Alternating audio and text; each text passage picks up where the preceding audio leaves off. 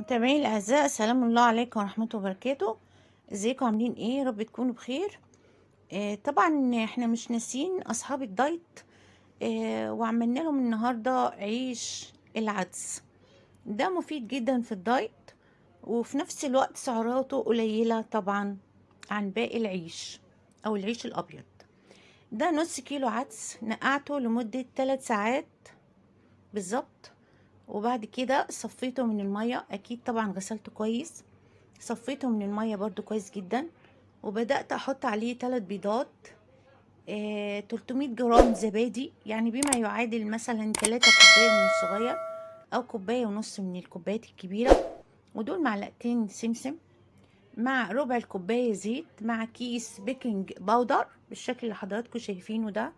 وطبعا حطيت معلقة خل عشان البيض، وطبعا تبلتهم ملح وفلفل، معلقة توم باودر على بصل باودر عشان العيش معايا يبقى له طعم.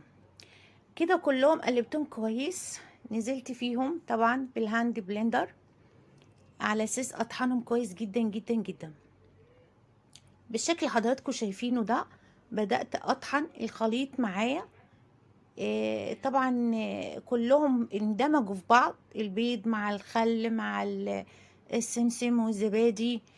دهنت الصينية كده، وطبعا كان معايا الخليط جاهز، نزلت بيه في الصينية اللي حضراتكم شايفينها. واكيد طبعا الفرن بتسخن قبل ما ندخل الصينية، تبقى سخنة جدا على درجة حرارة 200.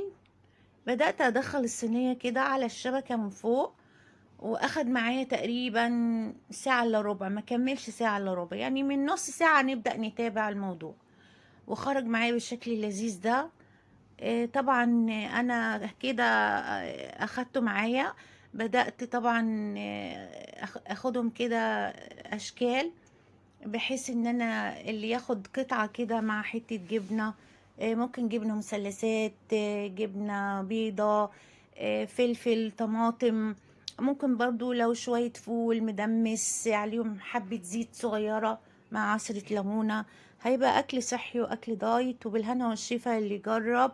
وان شاء الله نتقابل في فيديو جديد. ما تنسونيش في اللايك والشير والاشتراك في القناة. وحبايبي كلكم منورين، وانا متشكرة جدا جدا جدا، وسلام الله عليكم ورحمة الله وبركاته. والى اللقاء في فيديو جديد بإذن الله.